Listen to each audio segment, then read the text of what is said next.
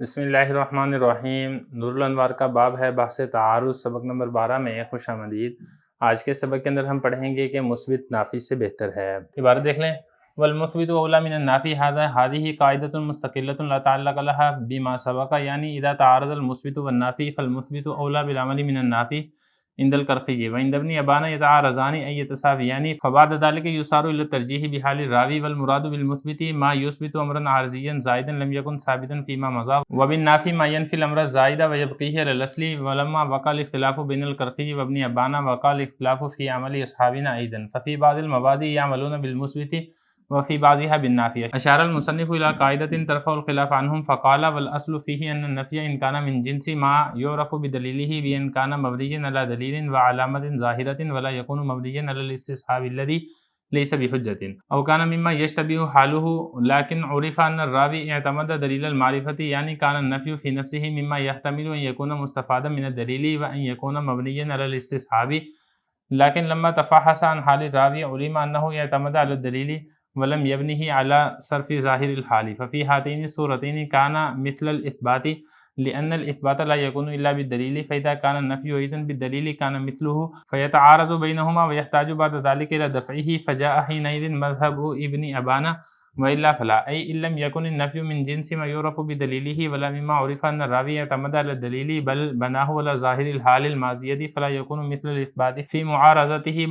بل الإثبات أولى لأنه ثابت بالدلیل فجاء حینئذ مذہب الکرخی۔ ترجمہ دیکھ لیں، اور مثبت یہ نافی سے بہتر ہے، یہ ایک مستقل قاعدہ ہے، اس کا ماقبل سبق سے تعلق نہیں ہے، یعنی جب مثبت اور نافی کا تعارض ہو جائے تو مثبت یہ اولا ہوگا عمل کرنے کے اعتبار سے نافی سے، امام کرخی کے رحمہ اللہ تعالیٰ کے نزدیک۔ اور حضرت ابن ابان رحمہ اللہ تعالیٰ فرماتے ہیں کہ دونوں متعارض یعنی دونوں برابر ہوں گے، اس کے بعد جائے جائے گا ترجیح کی طرف راوی کی حالت کو دیکھتے ہوئے، اور مراد مثبت سے وہ ہے جو ایک امر عارضی زائد کو ثابت کرنے والا ہو جو کہ پہلے ثابت نہ ہو، اور نافی سے مراد وہ ہے جو امر زائد کی نفی کرنے والا ہو اور اس کو اپنی اصل پر باقی رکھنے والا ہو۔ جب اختلاف واقع ہو گیا امام کرخی اور ابن ابان رحمہ اللہ تعالیٰ کے نزدیک، تو اختلاف واقع ہوا ہے ہمارے اصحاب کے عمل میں بھی۔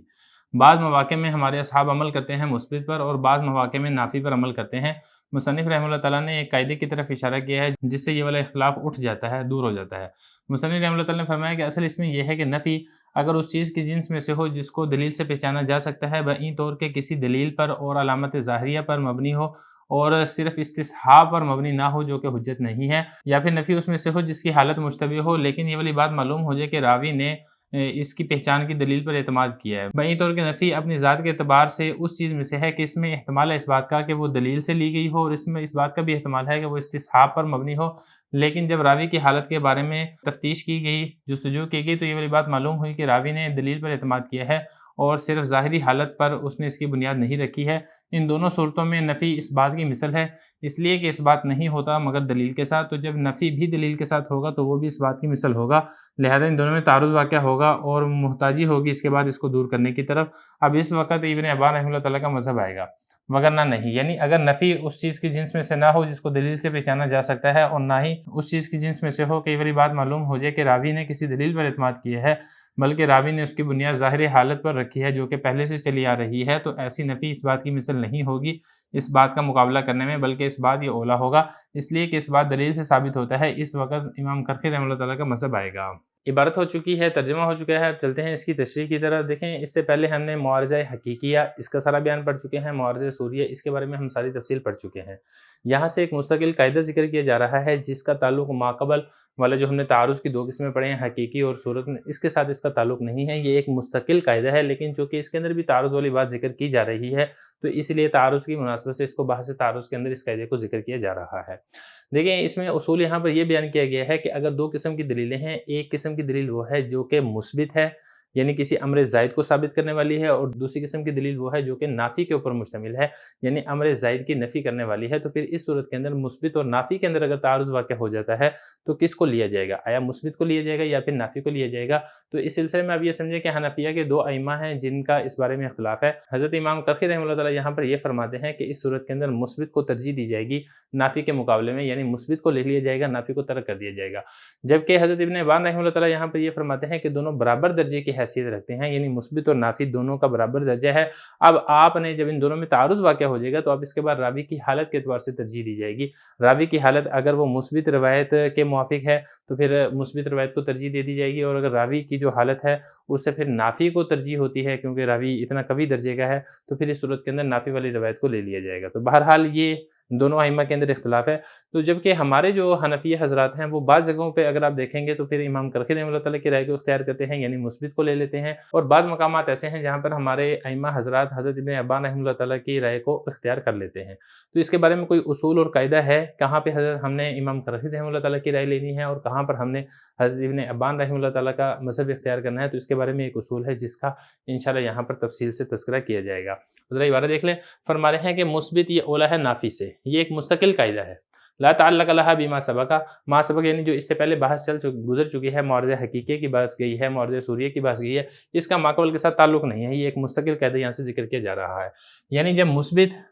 اور نافی ان دونوں میں تعارض واقع ہو جائے تو پھر مثبت یہ اولا ہوگا عمل کرنے کے اعتبار سے نافی کے مقابلے میں امام کرخی رحمہ اللہ تعالیٰ کے نزدیک۔ اور حضرت ابن ابان رحمہ اللہ تعالیٰ فرماتے ہیں یہ تعارضانی کے دونوں معارض ہوں گے، یعنی دونوں برابر ہوں گے، فبعد ذالک یعنی مثبت اور نافی میں سے کسی ایک کو ترجیح نہیں دی جائے گی، دونوں برابر کے درجے کی حیثیت رکھتے ہیں۔ اس کے بعد ترجیح دینے کے لیے راوی کی حالت کو دیکھا جائے گا کہ کون سی روایت کا جو راوی ہے وہ زیادہ مضبوط ہے، اس روایت کو لے لیا جائے گا، چاہے وہ مثبت ہو چاہے وہ نافی ہو۔ والمراد بالمثبت، بتانا یہاں پر یہ چاہ رہے ہیں کہ آپ نے جو یہ کہا کہ مثبت کو ترجیح دی جائے گی نافی کے مقابلے میں، مثبت سے مراد کیا ہے، کس دلیل کو آپ مثبت کہیں گے؟ تو وہ بتا رہے ہیں کہ مثبت سے مراد وہ دلیل ہے جو ایک امر عارضی کو ثابت کرے، اور وہ جو امر عارضی کو ثابت کیا جا رہا ہے وہ ایک اضافی چیز ہو، گزشتہ دلیل سے اس کا ثبوت نہ ہوتا ہو۔ تو جس دلیل کے اندر اس کا ثبوت ہو رہا ہے، جس دلیل کے اندر اس کو ثابت کیا جا رہا ہے، اس دلیل کو کہا جائے گا مثبت۔ اور نافی سے مراد وہ دلیل، وہ عبارت ہوگی جو اس امر زائد کی نفی کرے۔ تو جو اس امر زائد کی نفی کرنے والی ہوگی اور اس جو چیز ہے اس کو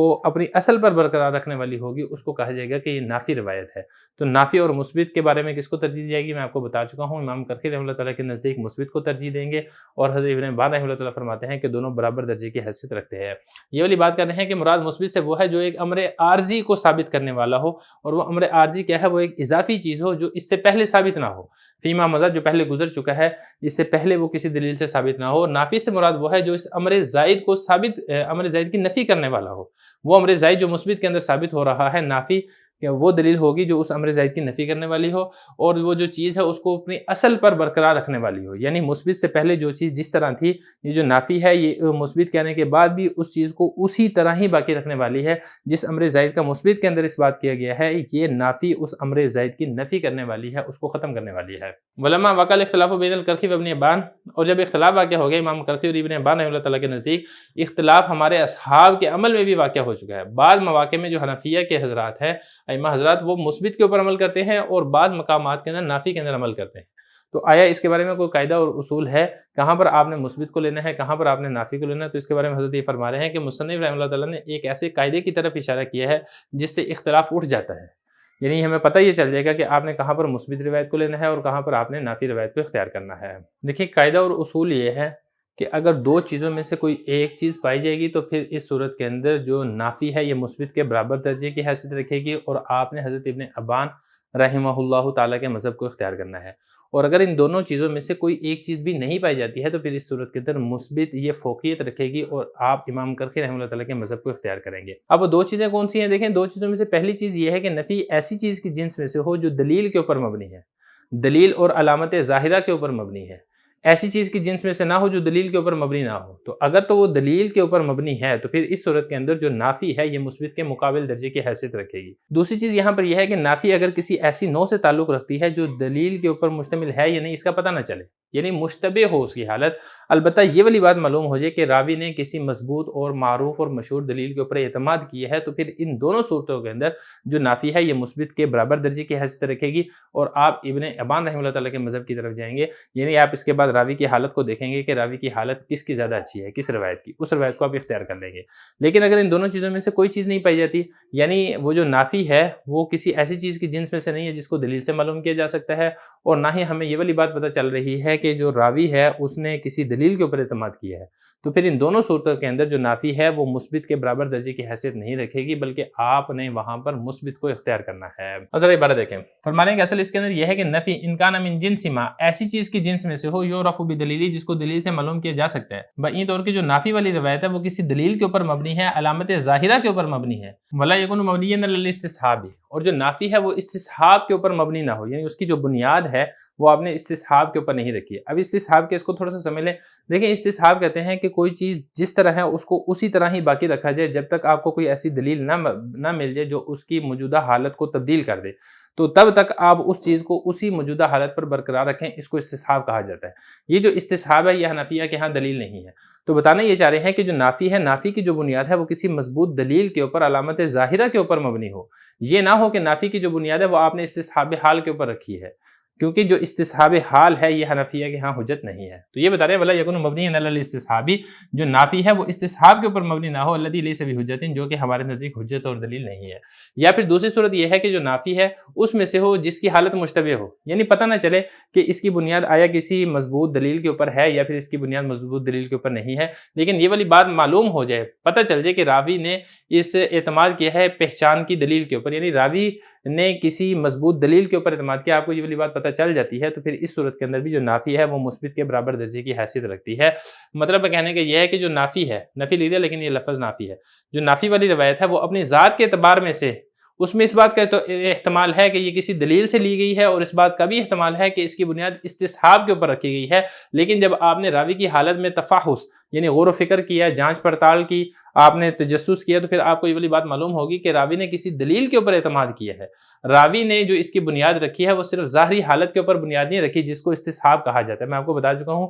جو چیز جس طریقے سے ہے اس کو اسی حالت کے اوپر برقرار رکھنا، موجودہ حالت کے اوپر، جب تک آپ کو اس کو تبدیل کرنے والی دلیل نہ مل جائے، اس کو استصحاب کہا جاتا ہے۔ تو خلاصہ کلام یہ ہے کہ جو نافی ہے وہ یا تو اس کی بنیاد مضبوط دلیل کے اوپر ہو، یا پھر ہمیں یہ والی بات معلوم ہو جائے کہ راوی کے پاس کوئی مضبوط دلیل ہے، ہمیں اس دلیل کا نہ پتہ چلے لیکن ہمیں اتنا پتہ چل جائے کہ راوی نے اس کی بنیاد مضبوط دلیل کے اوپر رکھی ہے، راوی نے اس کی بنیاد استصحاب حال کے اوپر نہیں رکھی ہے، تو پھر ان دونوں صورتوں کے اندر جو نافی والی روایت ہے وہ مثبت والی روایت کے برابر درجے کی حیثیت رکھے گی، کیونکہ دیکھیں جو مثبت ہوتی ہے نا وہ دلیل سے ثابت ہوتی ہے۔ تو جب آپ نے نفی والی روایت کو بھی دلیل سے ثابت کر دیا تو دونوں کی حالت ایک ہی ہو گئی ہے، تو پھر اس صورت میں مثبت کو نافی کے اوپر آپ ترجیح نہیں دیں گے، لہذا ان دونوں کے اندر جب تعارض واقع ہو جائے گا تو تعارض کو دور کرنے کے لیے پھر آپ حضرت ابن ابان رحمہ اللہ تعالیٰ کے مذہب کو اختیار کریں گے، اور پھر آپ اس کے بعد راوی کی حالت کی طرف جائیں گے۔ لیکن اگر ان دونوں میں سے کوئی چیز نہیں پائی جاتی ہے تو پھر مثبت تو وہ دلیل کے اوپر مبنی ہے، کیونکہ وہ امر زائد کو ثابت کرنے والی ہے، اور امر زائد کا اس بات ظاہر ہے کسی دلیل کی بنیاد پر ہی ہوگا، دلیل کے بغیر امر زائد کو آپ ثابت نہیں کر سکتے ہیں۔